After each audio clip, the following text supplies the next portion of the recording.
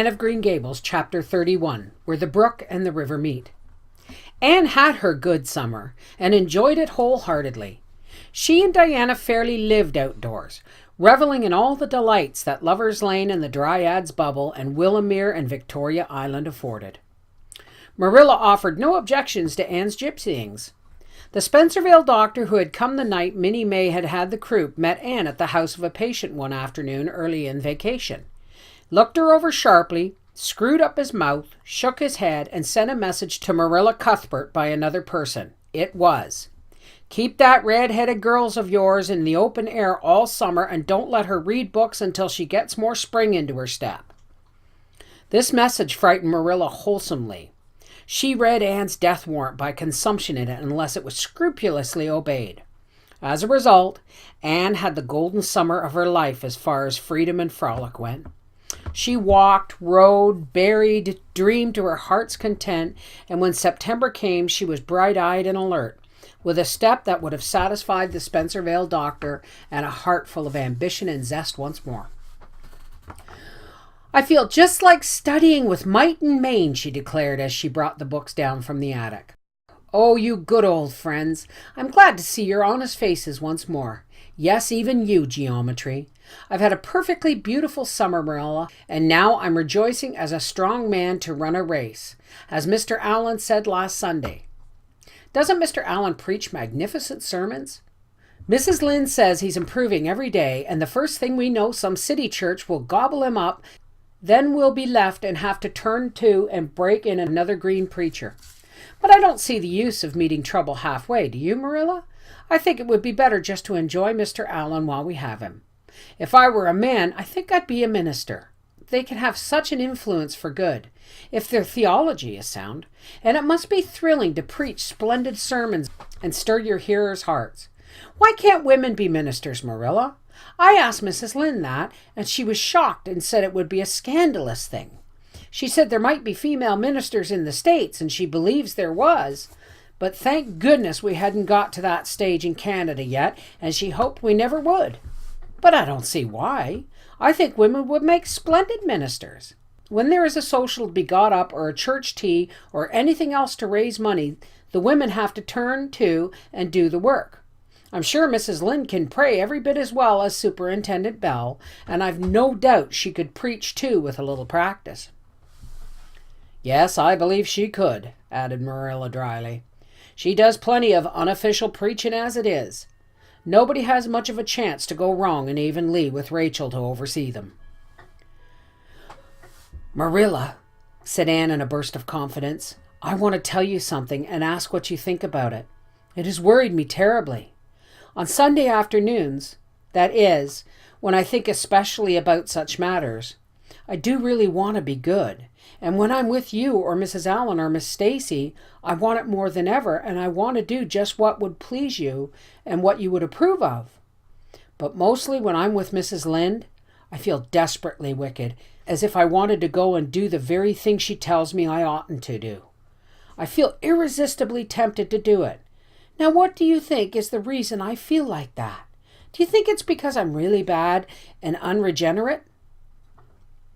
Marilla looked dubious for a moment, then she laughed. "If you are, I guess then I am too, Anne, for Rachel often has that very effect on me. I sometimes think she'd have more of an influence for good, as you say yourself, if she didn't keep nagging people to do right. There should have been a special commandment against nagging. But there, I shouldn't talk so. Rachel is a good Christian woman and she means well. There isn't a kinder soul in Avonlea, and she never shirks her share of work." "I'm very glad you feel the same," Anne said decidedly. "It's so encouraging. I shan't worry so much over that after this, but I dare say there'll be other things to worry me. They keep coming up all the time, things to perplex you, you know. You settle one question and there's another right after. There are so many things to be thought over and decided when you're beginning to grow up.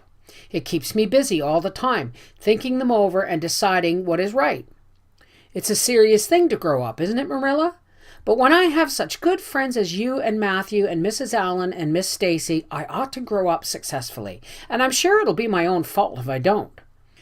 I feel it's a great responsibility because I have only the one chance. If I don't grow up right, I can't go back and begin all over again. I've grown 2 inches this summer, Marilla. Mr. Gillis measured me at Ruby's party. I'm so glad you made my new dresses longer. The dark green one is so pretty, and it was sweet of you to put on the flounce. Of course, I know it wasn't really necessary, but flounces are so stylish this fall, and Josie Pye has flounces on all her dresses. I know I'll be able to study better because of mine. I shall have such a comfortable feeling deep down in my mind about that flounce. It's worth something to have that, admitted Marilla. Miss Stacy came back to Avonlea School and found all her pupils eager for work once more.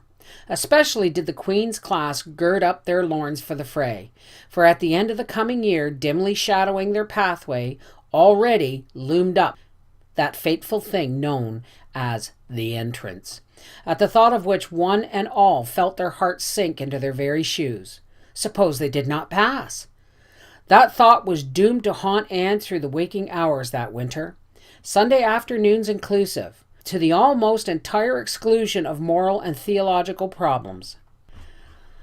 When Anne had bad dreams, she found herself staring miserably at pass lists for the entrance exam, where Gilbert Blythe's name was emblazoned on the top and in which she did not appear at all. But it was a jolly, busy, happy, swift-flying winter. Schoolwork was as interesting, class rivalry is as absorbing as of yore.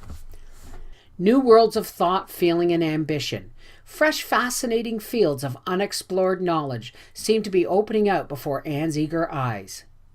Hills peeped o'er the hill, and Alps on Alps arose. Much of it was due to Miss Stacy's tactful, careful, broad-minded guidance. She led her class to think and explore and discover for themselves, and encouraged straying from the old beaten paths to a degree that quite shocked Mrs. Lynde and the school trustees, who viewed all innovations on established methods rather dubiously. Apart from her studies, Anne expanded socially, for Marilla, mindful of the Spencervale doctor's dictum, no longer vetoed occasional outings. The debating club flourished and gave several concerts. There were 1 or 2 parties almost verging on grown-up affairs. There were sleigh drives and skating frolics galore. Between times, Anne grew, shooting up so rapidly that Marilla was astonished one day when they were standing side by side to find that the girl was taller than herself.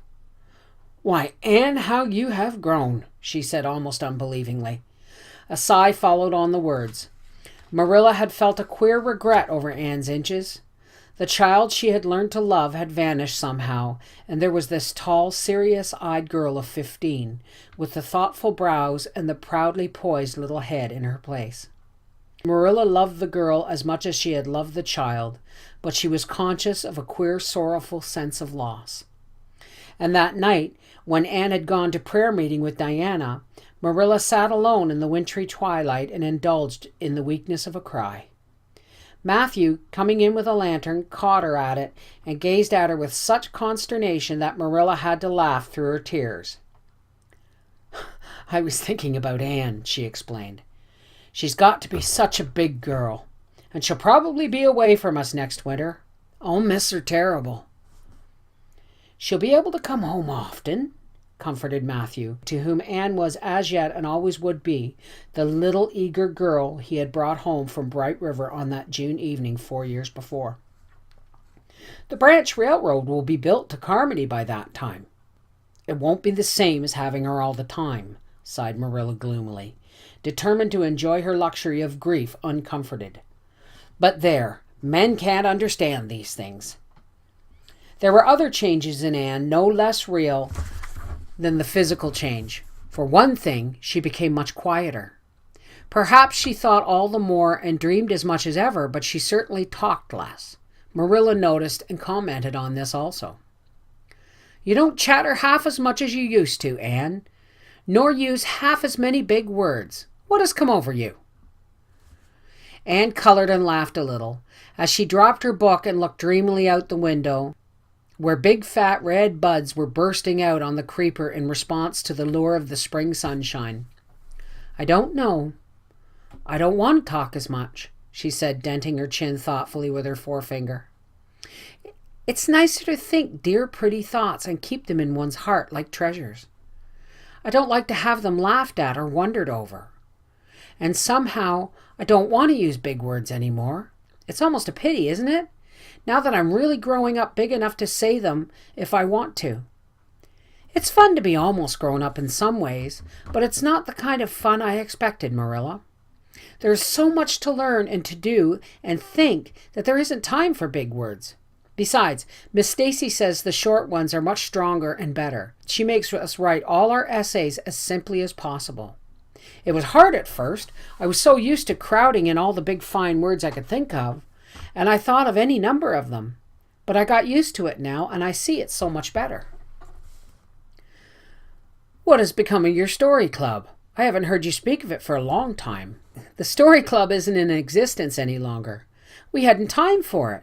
And anyhow, I think we had got tired of it. It was silly to be writing about love and murder and elopements and mysteries. Miss Stacy sometimes has us write a story for training and composition, but she won't let us write anything but what might happen in Avonlea, in our lives, and she criticizes it very sharply and makes us criticize our own too.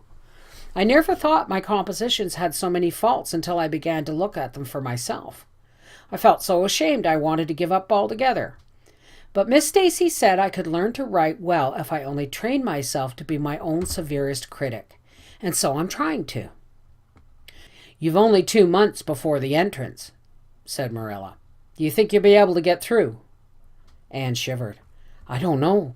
Sometimes I think I'll be all right, and then I get horribly afraid.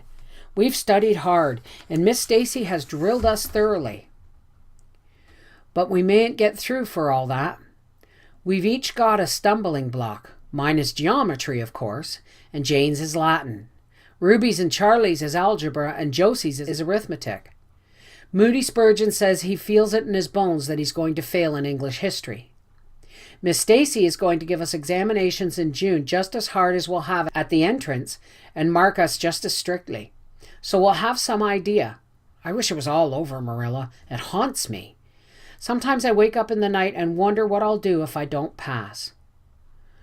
Why, go to school next year and try again, said Marilla unconcernedly. Oh, I don't believe I'd have the heart for it. It would be such a disgrace to fail, especially if the others passed. I get so nervous in an examination that I'm likely to make a mess of it. I wish I had nerves like Jane Andrews. Nothing rattles her.